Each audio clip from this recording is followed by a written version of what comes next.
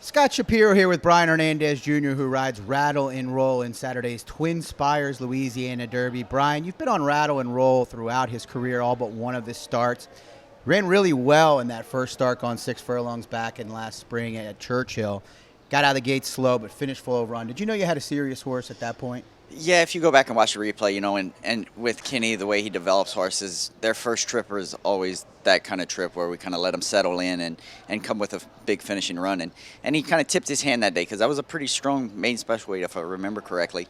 And he finished it off really, really good. And he showed that day with his gallop out and the way he finished. 3/4 wasn't going to be his distance. Once he got to the 2 turns, he was going to really show how good of a horse he was. And he did.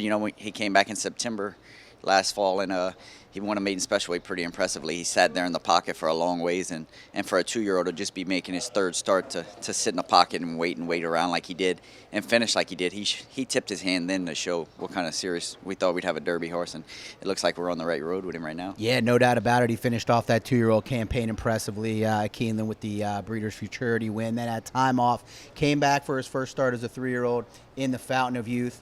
Talk a little bit about how that went, the trip. I know the mile and a 16th with the short stretch wasn't going to be ideal, but pretty adventurous race. Yeah, the mile, like you said, the mile and a 16th wasn't to his best advantage. And there at Gulfstream, when you're going a mile and a 16th like that, you kind of run right into the first turn. So you got to, if you don't have much speed, you got to kind of just save all the ground you can. And that's what we tried to do that day. And he looked like going into the second turn like we were going to be in good shape. But like Kenny said, he thought he was going to need the race. And that's kind of how he ran that day. He kind of ran like a horse that just needed the race. And then we had all the stuff going on around him right outside of us. So we had to kind of readjust down the lane. And that kind of took away a little bit of his finishing punch, I think. Saturday, going the mile and 3/16, and now with the race under his belt, I think you're going to see a different horse. I would think so as well. I picked him on top. I'm hoping so. Having 10 points from the win in the Breeders' Futurity, didn't get any points in Florida.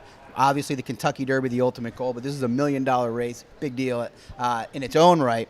Do you ride the race differently, thinking about getting second or third to get those points, or do you not think about that when you're on the track? Once you're out there, you especially on a horse like Rattle and Roll, you're not going to really think about being second and third. You got to go out there and ride him like he's the best horse, and just ride him and stay out of his way, and just give him the cleanest trip I can possibly. Because, like I said, we think he's one of the best horses in the race. So I just got to go out there and read the race and kind of just stay out of his way and let him.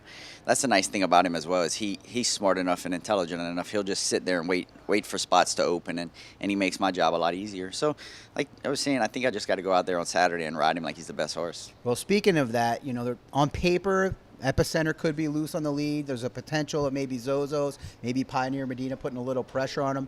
Does that change the way you ride the race, or do you just kind of have to let him do his own thing? Those things are kind of all out of my hands with the way my horse's running style is. I just have to go out there and ride my own horse and give him, like I said, give him the cleanest trip I can possibly.